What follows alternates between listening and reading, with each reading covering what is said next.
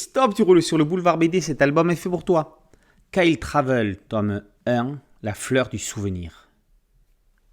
Une lueur aveuglante déchirant le ciel, un ray de lumière puis un cri dans la nuit. C'est celui de Selene, la petite sœur de Kyle, qui vient d'assister impuissante depuis la fenêtre de sa chambre à la disparition de son frère. Kyle, un ado qui n'a pas vraiment d'amis, a été enlevé par des extraterrestres. Il se retrouve avec plusieurs autres jeunes venus de différentes planètes. Ils ont pour mission de neutraliser le dévoreur, un être abominable et effrayant, surpuissant, qui a pompé l'énergie vitale de planètes entières. Une école de formation a donc été créée pour l'anéantir. De cette institution sortira vainqueur d'un tournoi celui qui aura la lourde tâche d'administrer une planète afin de la fortifier et de la préparer au mieux à la venue du démon. Xolvog, planète à la luxuriante végétation sauvage, sera le lieu désigné. Les perdants du tournoi ne seront pas oubliés et formeront la grande armée qui défendra l'univers. Kyle en sera-t-il le commandant ? C'est à une quête initiatique que nous invitent les auteurs de Kyle Travel au travers du destin de leurs personnages, adolescents de l'âge de leur lecteur, qui n'a pour simple mission que de sauver des planètes. Le scénario de Marco Russo est avant tout une histoire de famille. Les liens entre Kyle et Selene sont centraux.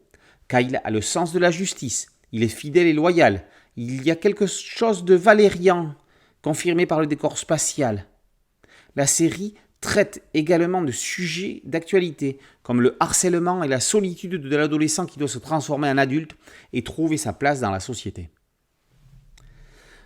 Grands amateurs de comics et de mangas, fans d'anime, Marco Russo et Alessio Zono réunissent leurs influences pour créer une aventure au confluent de leurs sources et de la bande dessinée européenne. Ces auteurs italiens, biberonnés aux fumetti de chez Bonelli comme Dylan Dog, Tex ou Diabolique, ainsi qu'aux productions nationales Disney, peut-être les meilleurs du monde, ont vécu l'arrivée du manga dans la botte. Ils font partie de cette nouvelle génération pluriculturelle. La gageure était de faire rentrer un scénario au punch et au dynamisme du manga dans un format européen. C'est plutôt réussi. On y arrivera complètement le jour où la capacité de production se rapprochera de ce qui se fait au Japon. Au niveau graphique, Zono s'adresse aussi aux enfants. Son trait fonctionne à merveille dans les gros plans et les scènes d'action, mais reste épais dans l'ensemble de l'album.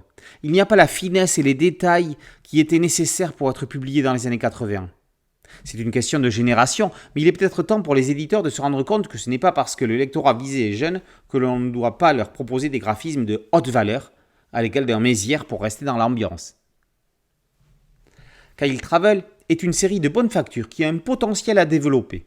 Annoncée comme une trilogie, de la même façon que les héros, Kyle, elle doit se découvrir pour réussir sa mission. Cette aventure peut permettre à ses auteurs de faire leurs preuves. Kyle Travel, tome 1, La fleur du souvenir, par Russo et Zono, est paru aux éditions Dupuis. Boulevard BD, c'est un site dédié, un podcast audio, une chaîne YouTube.